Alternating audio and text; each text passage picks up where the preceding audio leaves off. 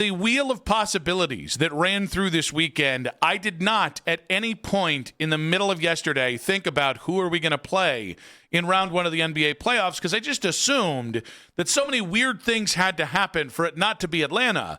And I know it's like three things, but in my mind, that was a lot of things on a Sunday that I paid such little attention that when I finally did look down at the Boston score, I found myself mystified that we were on the precipice of getting a different round one than we expected. I can't be the only person that was like, oh, I guess I better pay attention to some Raptors real quick. Maybe. I don't know. It was weird because Boston was down to like their backup guys, all the bench guys, and Orlando was at full strength trying really, really hard. And typically in the NBA, especially in the final game of the season, if one team's really trying hard and the other team's given the white flag, you kind of know where that one's going to go. Yeah, I kind of feel like the only thing Orlando's really trying hard at right now is getting Jamal Mosley out of there.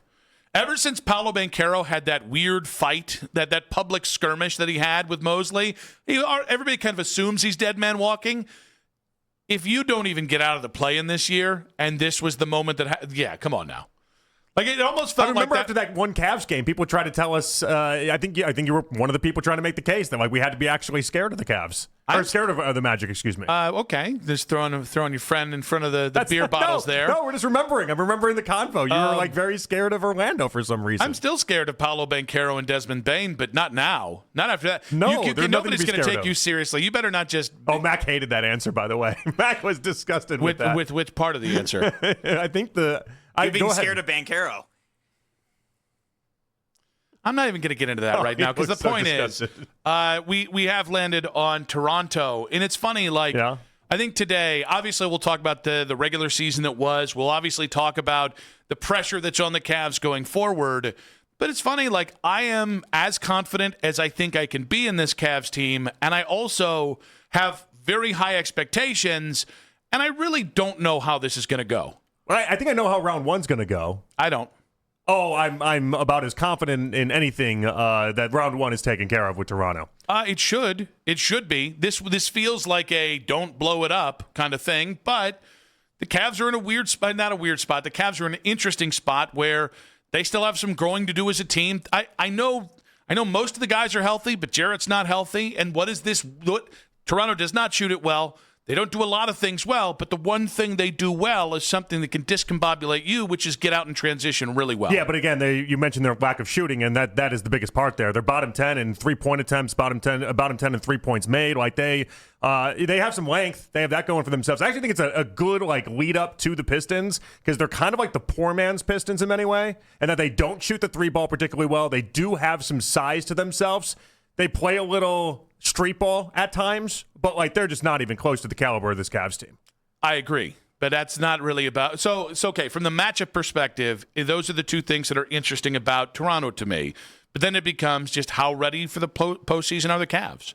Because again, I'm trying to go in with fresh eyes. Everything I will not. I have the. Here's the goal. Here's the expectation.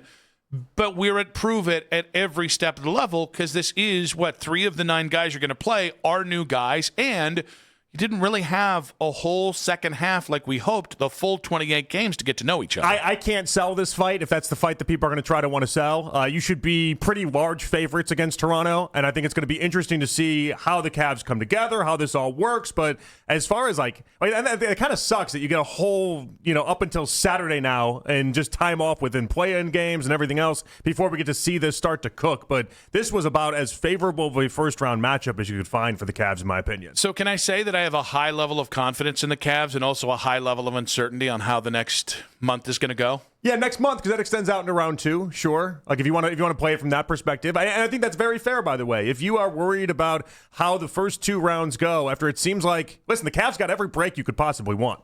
You got the setups you want. You got the matchups you want. You're not really you shouldn't have to sweat until mid-second round at earliest, and really, if we're being truthful about it, until the Eastern Conference Finals. This is a very good setup for the Cavs. I thought it was funny that, we had heard all the, Kenny made the Cavs media wait until after the Raptors game was over so that we could, he could really talk about who the Cavs were going to play in the first round, and then that was his analysis. Yeah, and that's what he gave you. It's like, oh, go back to games that happened in October with a completely different roster. Yeah, they really did. They took it to us. How much work do you actually think they did on, like, the advanced scouting work on Toronto? Other people outside of Kenny Atkinson probably did a lot. Yeah. Yeah. But you think he's read it?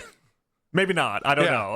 I mean, how much advanced scouting did you do on Toronto at this point? None. Yeah. I mean, actually, no, today, last night and today, I've done a nice cram session. Once you found out. Yeah. once you found out. I mean, geez, we were thinking we were just going to talk Hawks for a week. Yeah, and I was kind of looking forward to that matchup just because I do think the Hawks are a little bit more dangerous of a team. Can I say, though, I understand that there are a lot of machinations in the NBA playoffs and that teams try to do a lot of things to get the desired result. I don't think the Hawks wanted the Knicks more than the Cavs. I just don't think the Hawks thought in a million years that the Maine Lobster Red Claws, or whatever the hell you call them, the final 8 guys on the bench in Boston would beat the starters for the Orlando Magic. Yeah, but Atlanta had their hand in this too, though, because they rested everyone in the finale against the Heat. That was the tipping point to me. That was the respect. That was we're going to try to avoid what the Cavs are, because when they rest everybody, that's them telling you, like, we're choosing the Knicks. Okay. It's like black and it's no other way to see it, I think. I feel like that's black and white. Okay. Or it's indifference. It might just be indifference. They might have just valued the rest in Game 82 over. Because I'll be honest with you, if I'm the Hawks, I'd probably rather play the Cavs than, like, even we had Rathbun on Friday there, and I mean, he was even like, yeah, what do you guys think is going on with that team? I think with the Knicks, at least the Knicks have at least proven they can get somewhere in the playoffs. I don't know. I just thought the Hawks matched up pretty poorly against the Cavs, and so it was just evident in what we saw last week, and so maybe that was staying with them. I don't know. I thought it was respect to the Cavs. Now, when we have all of this, I do think it's interesting that no matter which way you take this conversation, when it comes to teams with pressure on them in the postseason, the Cavs obviously have as much pressure as anyone, and you can even start to debate who has the most pressure in Cleveland, from the head coach all the way to any one of their 3 or 4 best players. All right, well, who do you think has the most pressure from – because I agree with the idea that from a team perspective, the Cavs, I think, have, if not the most, they have we can go through the teams if you want. Detroit's too young and too new to this. There's not really much pressure existing for them. The Knicks always have pressure, but they did just make the East Finals last year, so they got a little bit that they can play around with. Boston's got zero pressure because they thought this was a gap year. Yeah, the Cavs have a lot of pressure. But what's interesting is that I've already seen it. Like Bill Simmons and Zach Lowe were talking about Donovan Mitchell. I saw that clip going around about like a half hour ago. Like, is it going to fall back on Donovan at the end of this? It's going to be interesting because I think nationally, yes, but I don't think it will locally. I think locally it's going to fall on Evan.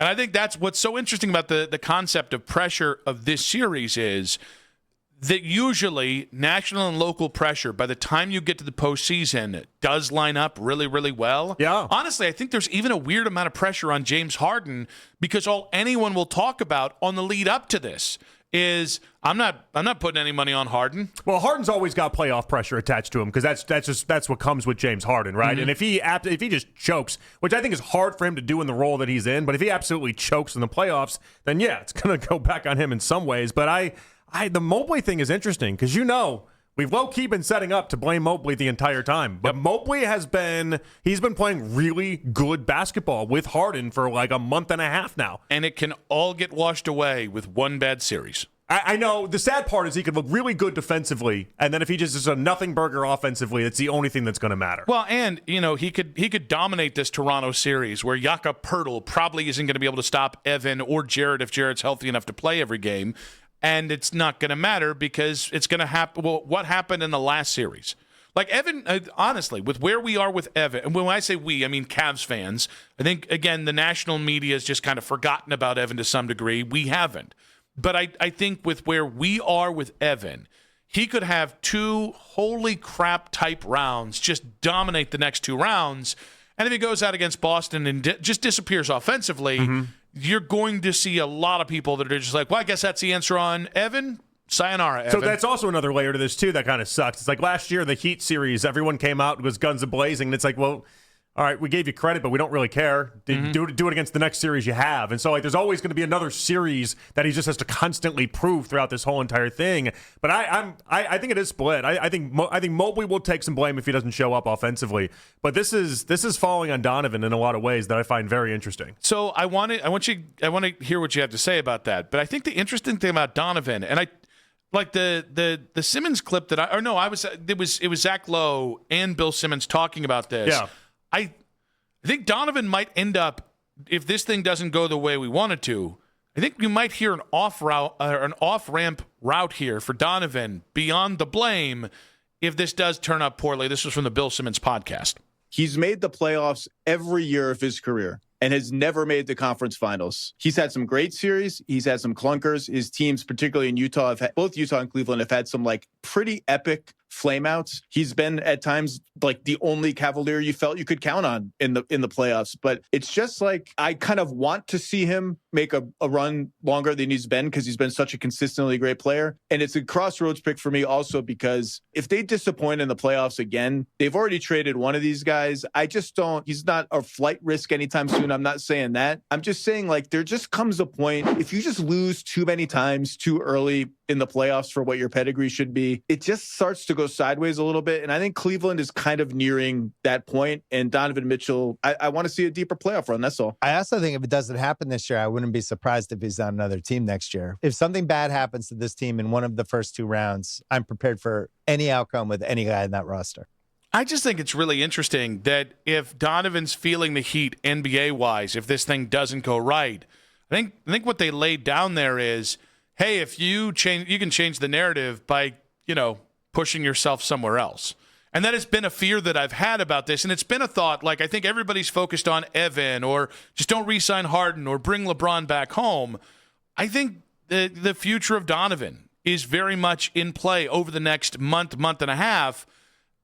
And I do think a disappointing outcome, it could look to kind of diffuse some of the national angst that he gets where people start talking about, well, is it Donovan or is it the Cavs? I don't think you have too many more of those if you're Donovan. Well, it's just been so many times that he hasn't made it out of the second round. Even go back to some of those good Utah teams. He was a one seed in Utah. Like he had opportunities to come out of the West and actually make real runs, and he ended up falling short. The Nuggets series I'm thinking of in particular. And did he play great in those games? Yeah.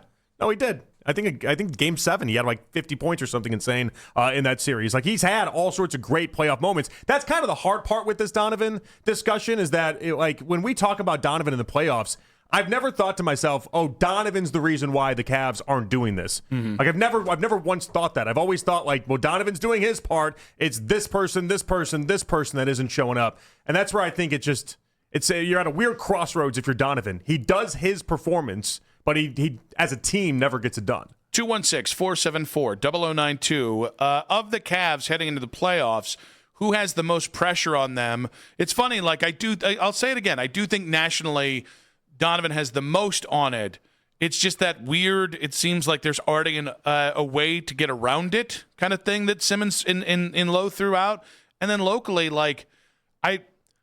is there any way at any point Harden can overtake Mobley here, or is it just because I feel like it for like since the trade deadline and even before the trade deadline, this has been setting up as Evan as the fall guy if the Cavs are going to use a player as the fall guy this year. Yeah, but it was setting it up again like a month and a half ago when Evan hadn't really taken his game to another level, and so like now that he has, if he reverts back in a different way, yeah, we'll spotlight it for sure. We'll have to spotlight it. What do I think is more likely, or what do you think is more likely? Donovan has a nothing burger in the postseason and comes and just is like a rare postseason where he just doesn't show up at all, or Mobley reverts back to what he was 2 months ago. It's probably closer than people realize, but I don't know. It's tough. So the reason why it's tough for me, and I can't give you a direct answer today, is Jared Allen.